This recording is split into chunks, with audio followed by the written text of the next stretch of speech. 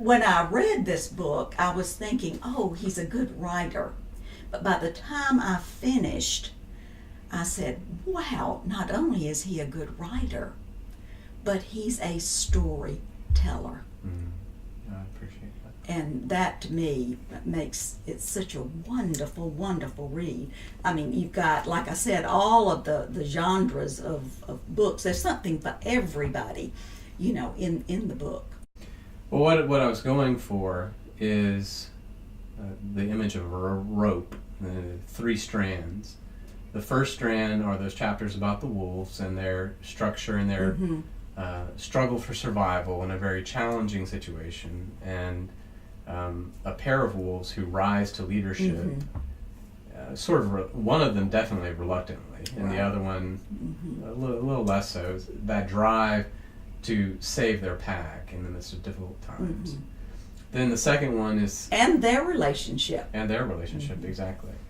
And then secondly, the strand of this relationship that develops between a reclusive computer programmer who devotes most of his time to what people would call antisocial behavior, going into electronic devices and video games and that kind of stuff, and an animal rights activist with his Cherokee background who's been outdoors and loves being outdoors. How do these two come together, and what is the result of that? And then the third, developing a little bit more with Donovan's sense of vocation, his calling, what's the purpose of his life. He thinks is to go into this video game industry and make a name for himself, but then he meets Sula, and that creates a whole different angle, or how his passions change. Exactly. Well, I'll be honest, when I started the book, the first chapter, I thought, oh man, this is about animals. And just like you said, and they were talking, and I thought, kind of creepy. But I wanted to read the book, and I can't tell you, by the time I got to their the second and third stories about them, I knew the wolf. Is it Can? And what is the Lana? Right. I knew their story, and I really forgot that they were wolves. They had so many of the same problems, wants, desires as Donovan and Jula. Is that how? Okay, Jula.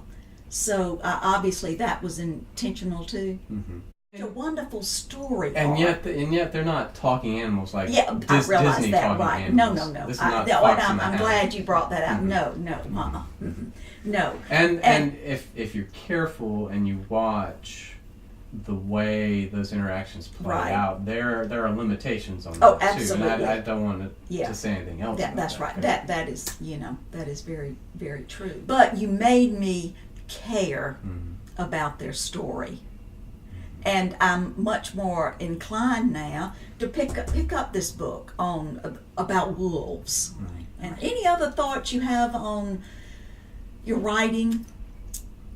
Well, this one is the introduction. Okay.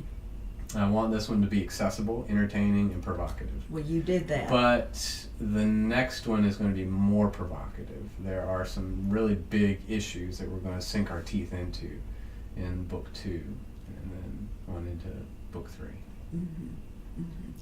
And hopefully book 3, the last lines will be, and they all lived happily ever after. What would you like your readers, when they get to the last page and they put this book down, what would you like them to feel? That's a tough question. I know it is. Because different readers come to the story with different backgrounds. We all have baggage when we read anything. Different concerns. Right. But for me, as you see in the book, there are references to Albert Schweitzer. And one of Albert Schweitzer's characteristic phrases was reverence for life. And I would like to see readers gather this sense of the importance of life, not only human life, but also the life of the animals that share this planet with us.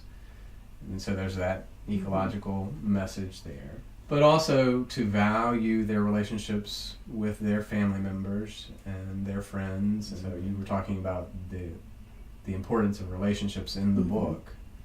I think relationships are key. Okay, now where can they find this book?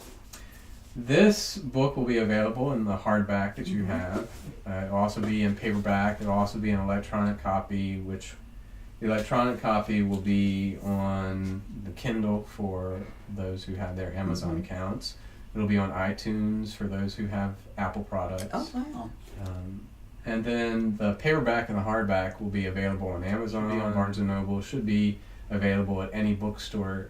You probably won't find it on the shelf, but you can walk into the bookstore and say, you have the name of the book and my name, Wolf Code and Chandler Brett, and they should be able to order it for you.